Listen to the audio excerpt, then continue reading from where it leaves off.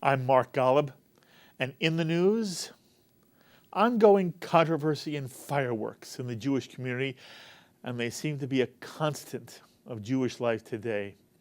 And one of the controversies that's received a good deal of attention of late centers around J Street, which of course in itself is a most controversial organization, and where the J Street has taken positions so antithetical to the well-being of the State of Israel that it is an intellectual stretch to call J Street pro-Israel. Or should it be included in what's called the big tent of the Jewish community?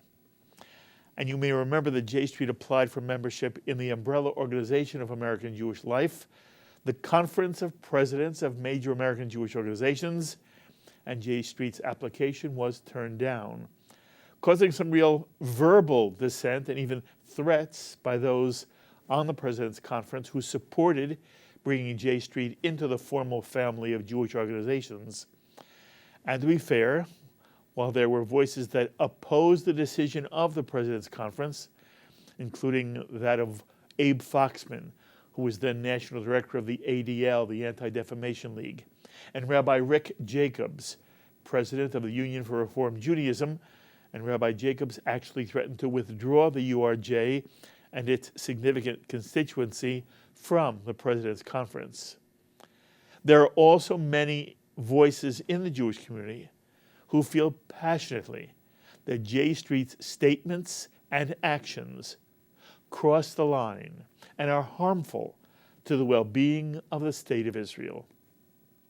And you may see our L'chaim Roundtable coming up that discusses J Street, and Steve Boehm of the AJC, who actually favors including J Street in the big tent, acknowledges the litany of things J Street has said and done that are contrary to a pro-Israel perspective, including their lobbying the White House and the United States Congress to take steps that would seek to push the Israeli government in the direction J Street believes Israel should go, reflecting J Street's explicitly stated attitude that it, J Street, knows what's better for Israel than Israelis do, and that just as a loving parent must sometimes employ tough love against an erring child, so should American Jewry, the knowing parent in this analogy, use tough love with an erring Israeli people.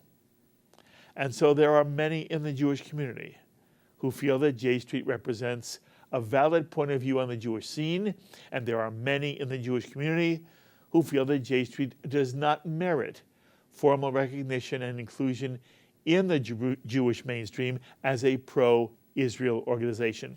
And that's the essence of the controversy that's been playing out in columns written by one of American Jewry's foremost organizational heads in opposition to action taken by one of the organizational leaders on the American Jewish scene, Jonathan Greenblatt, the new national director of the Anti-Defamation League, his having replaced Abe Foxman, and in opposition to Greenblatt, again, a leading columnist in the Jewish world today, Isi Leibler. And in case you're still unfamiliar with Isi Leibler, you should know he is not simply a columnist who appears weekly in the Jerusalem Post, and whose column is circulated worldwide on the internet. For some 25 years, Isi Leibler was the titular head of Australian Jewry, serving as president of the Executive Council of Australian Jewry and chairman of the governing board of the World Jewish Congress. Isi also is a pioneer in the Soviet Jewry movement, and under his leadership, Australia was the first country to bring the matter of Soviet Jewry before the United Nations. Isi now resides in Jerusalem and writes a superb and often courageous weekly column. And if you've not signed up to receive Isi's weekly columns, and you care about Israel and the future of the Jewish state and the future of Jewish life in general, then do yourself a favor and go to the website wordfromjerusalem.com and sign up to receive Isi's column online. It's called Candidly Speaking from Jerusalem. And again, I believe Isi may well be the best analyst and commentator in the Jewish community today. And of course, you've seen him many times on JBS, on L'Chaim, and on editions of In the News. And in full journalistic disclosure, Isi has become a dear friend whom I not only respect, but whom I love very much. And Isi joins us now from Jerusalem. Isi, thank you for making the time for us once again. My pleasure, Mark. Shalom.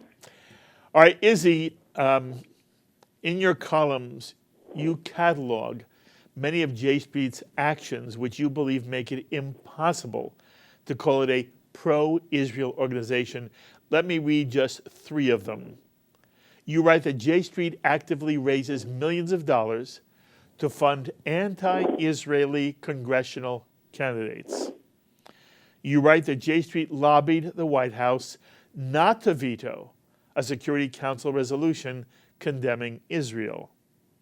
And you write that while claiming to oppose the anti-Israel boycott, divestment, and sanctions movement, BDS, J Street invites BDS groups to participate in its conferences, providing them with platforms to promote their hatred. Isi, I want you to identify what you feel the real issue is that you had with Jonathan Greenblatt speaking at a national J Street convention, and why it prompted you to write pieces on this that has now created, this kind of controversy between you and Jonathan Greenblatt. Look, he is the first representative of the Jewish establishment to address a group of J Street, which gives them legitimacy. Put that aside. But not only does he give them legitimacy, but at that meeting, he criticized Israel. He made some absurd remarks about having to respect the Palestinian narrative, whatever that means. He referred to moral equivalence and made some genuinely unbecoming statements for someone who is promoting the case for Israel, especially to a group with a record and a background like that. If he was to speak to them, and I think he was wrong to speak to them in the first place, he should at least have tried to urge them to do more to support Israel. He should have identified and exposed the fact that these people are supporting the enemies of Israel, and he should have tried to explain to them that living in the United States, it's a different thing than living in Israel. And lives, and when security issues are raised, is a matter of life and death. And for them to criticize and castigate the policies of the democratically elected government of Israel in relation to security, it is obscene and outrageous. And they should be concentrating rather on the anti-Semitism, which is so prevalent in the campuses, and which is supposed to be the mandate for which the ADL was set up for. This man obviously doesn't have a feel for Israel, and I'm bitterly disappointed.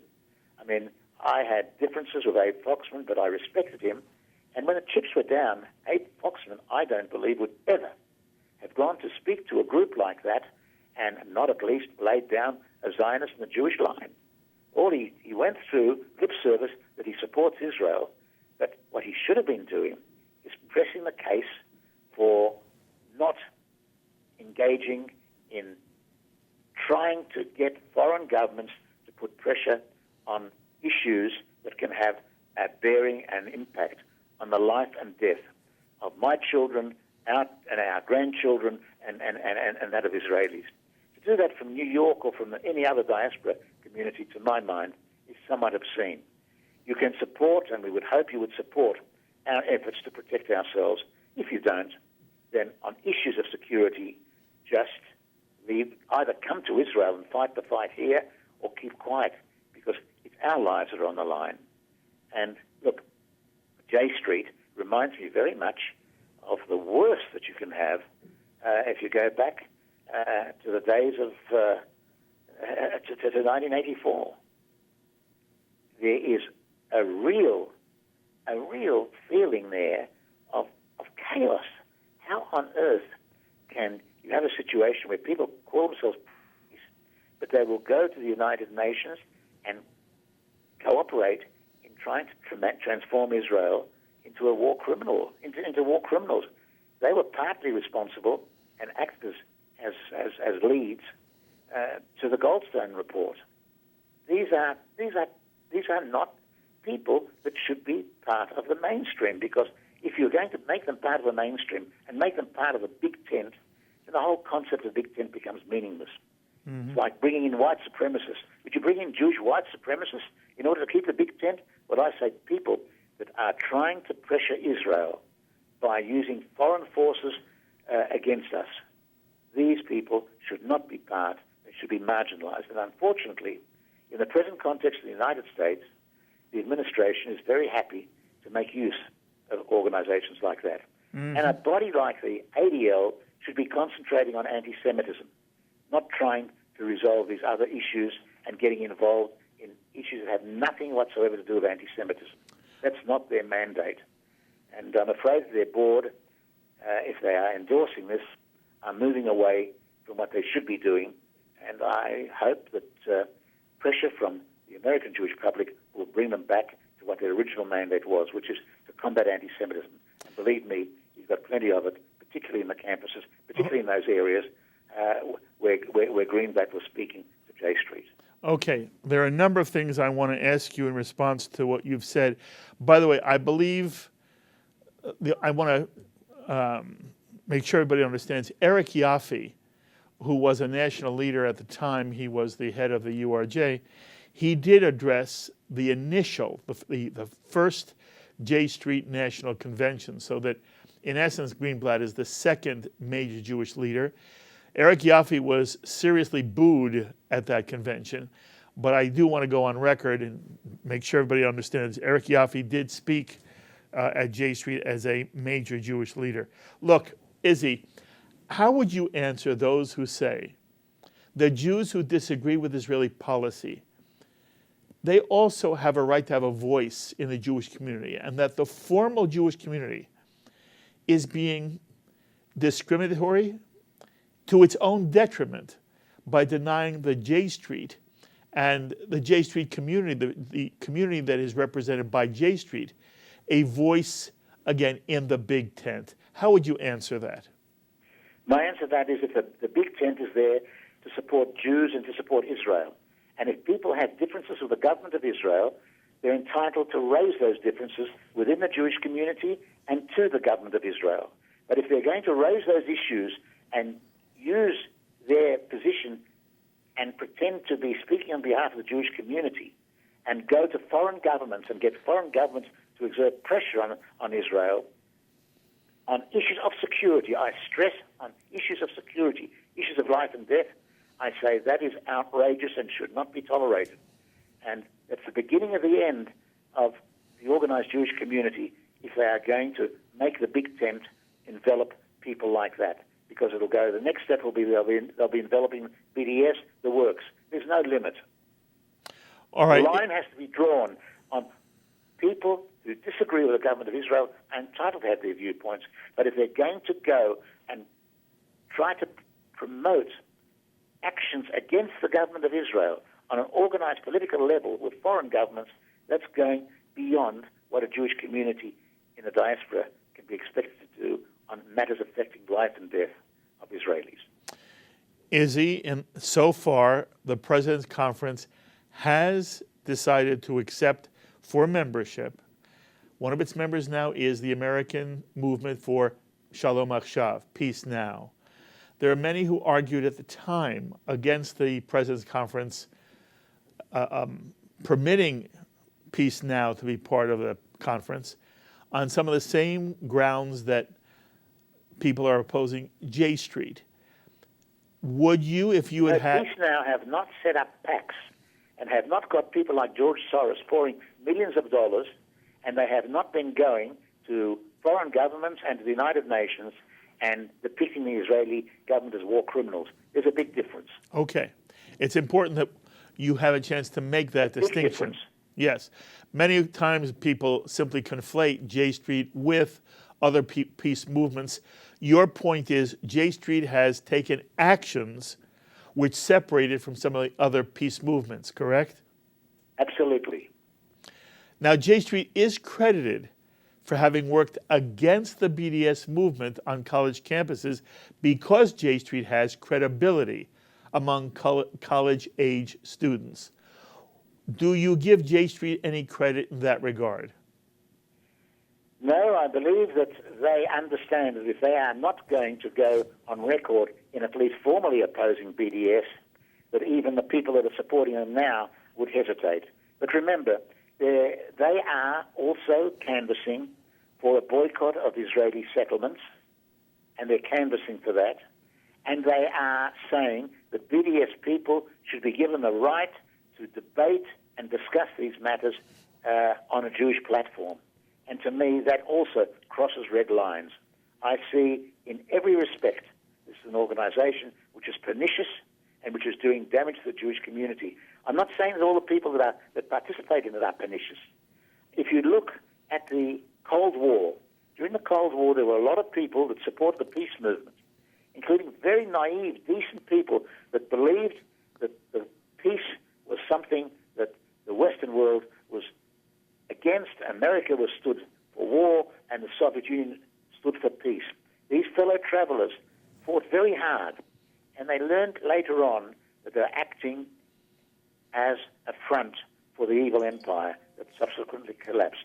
And I would submit that there's an analogy here that J Street are effectively acting as elements which are against the interests of the Jewish people in the state of Israel.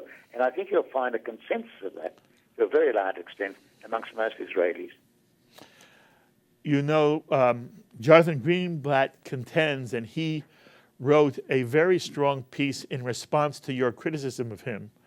He contends that he was, in fact, critical of those who do not support Israel at the J Street conference, and that he came out against BDS and he came out against anti-Semitism. Did any of the things he wrote in response to you, did any of them touch you or make you, give you pause? Well, when I wrote my initial article, I made clear that he went through the ritual of saying all the good things, but then started criticizing Israel to an audience that didn't need criticism, an audience which needed to be cajoled into coming back to its senses and rejoining the Jewish people.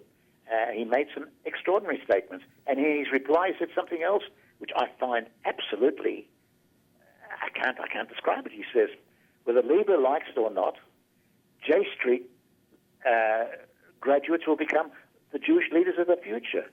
Well, God help us. If people with the views of J Street are going to become the leaders of the Jewish future, then God help the American diaspora. That's all I can say. I don't believe that to be the case. But he said that, and amongst other stupid things. I think his problem is that he has not spent enough time in Israel. I understand that before he was appointed to his position, he'd only visited Israel once. I think he's got to make quite a few trips to Israel, familiarize himself a little bit, and have a greater understanding and feeling for what it is we are facing, and have a greater respect before he identifies with people who are rubbishing us and undermining our security. Isi, at the top of the show, I described your own background.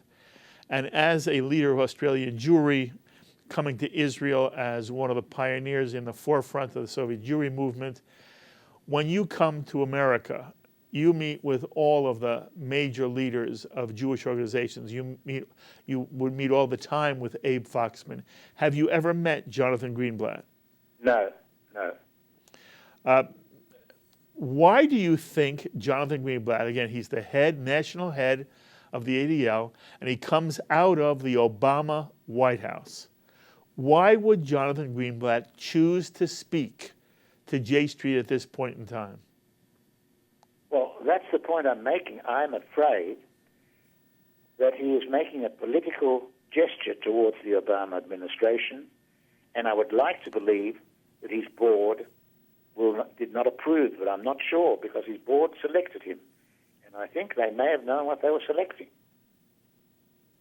I would like to feel that, look, the jury's out on that, and I don't want to make any commitments, but all I do believe is if the ADL is going to go on this path, I don't believe the American Jewry will support it the way it did in the past and the way they supported Abe Foxman. And I had plenty of differences with Abe Foxman, but I always respected him and I always knew he drew a certain line. I can't see Abe Foxman speaking to a group like that and not giving them what they have to get. Do you think you will, in fact, meet with Jonathan Greenblatt on your next visit to America? Well, I'll certainly put out a feelers, and if he wants to see me, I will. I'm not going to beg to see him, but I'd be very happy to see him, and I'd be happy to see him in Israel. I'm happy to talk to him. All right, I want to. He's a leader, an important leader of the American Jewry. Yes, he is. And I would like to try and persuade him see the light, Okay. as I see it. I want to expand the conversation. What does the J Street controversy say to you, Izzy, about the Jewish left today? I'm sorry, I missed that. What does the J Street controversy say about, in general, the Jewish left today? I think the Jewish left is very, very much lost its bearings.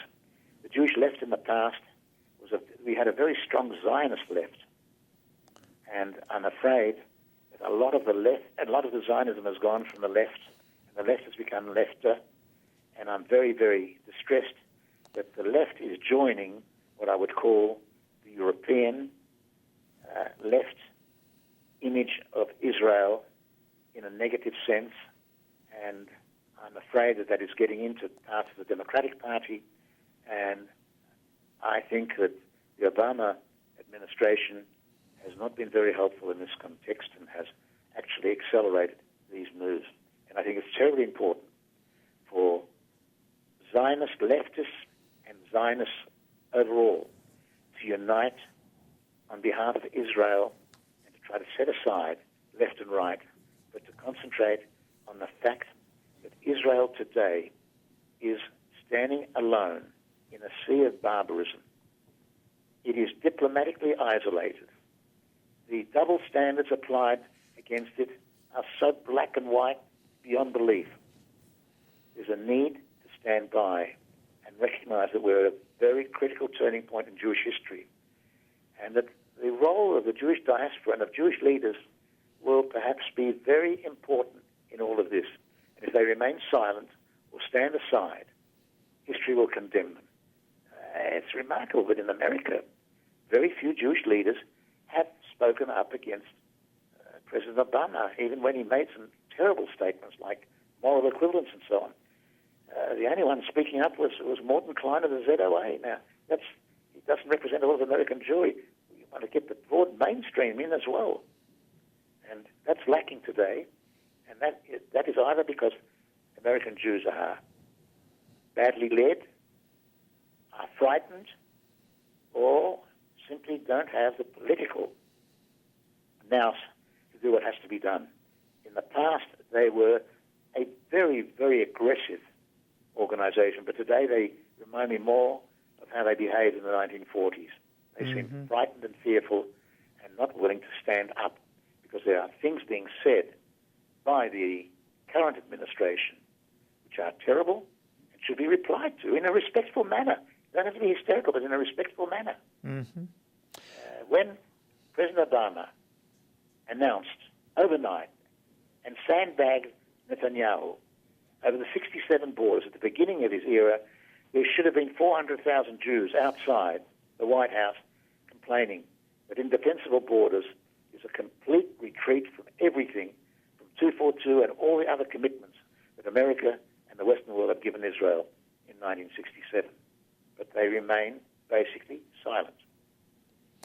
And, there are some very difficult days ahead of us, and I hope they will not remain silent now, because there is a feeling among some people that President Obama may still want to give us a farewell present. I hope that is not the case.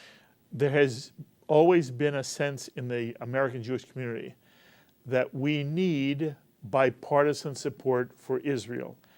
And there are those who fear that if they were publicly critical of President Obama, it would undermine that bipartisan support. How would you answer them? My answer to that is, and I've been through this in Australia, because we were desperate and managed until now to maintain bipartisanship between the two major political parties. There comes a certain point where you have to remember that bipartisanship is a vehicle. It's not an end in itself. And if bipartisanship means going to the common denominator and keeping quiet, then you become impotent politically. And what is needed is for both parties to know the Jewish community is not playing party politics and wishes to support both parties, but will make a distinction between those parties that support us and those that are undermining us. And if they don't do that, they are destroying their political clout and will have no influence in the long term politically. Isi Leibler, as always, it is a joy to speak to you. You always raise issues in a way that gives us a greater understanding of the state of Israel and the issues that are confronting the state of Israel. I'm sorry you've been in this controversy with Jonathan Greenblatt. Not sorry for you, I'm sorry that it was necessary. I think the issue of J Street on the American Jewish scene is a very complicated one from the American Jewish perspective, and I hope to be able to involve you in conversations about this as we move forward. But again, your writings are superb. I hope everybody signs up to receive your email online and that they read you in the Jerusalem Post and that you and I will have a chance to sit together in the very near future. Thank you very, very much. Thank you, Mark. It's a pleasure always being interviewed by you. All the very best. Thank you, my friend. Isi Leibler, again, columnist for the Jerusalem Post. He writes a weekly column, and you can go to wordfromjerusalem.com and sign up to receive for free his weekly column. Look, he's center-right. He's on the right, but he is not a far-rightist. He is a centrist on the right, which I believe so much of Israel has become of late, that he now speaks for a vast majority of Israelis. And I understand there are many American Jews who are very upset with the Jewish establishment, and they feel there should be a voice that in some way opposes AIPAC, is a counter to AIPAC. But it's not clear that J Street is as pro-Israel as it claims to be. As always, I invite you to be in touch with me with any thoughts or comments you may have to anything I or Isi Leibler said. Please email me, write me, post it on a Facebook wall, tweet me. I'd love to read your comments on a future edition of In the News. My thanks to our director, Sloan Copeland, production coordinator, Serge Goldberg, JBS's associate director, Dara Golub, and to the producer of In the News, Carol Lilienthal. Until the next time, I'm Mark Golub. Be well, my friends.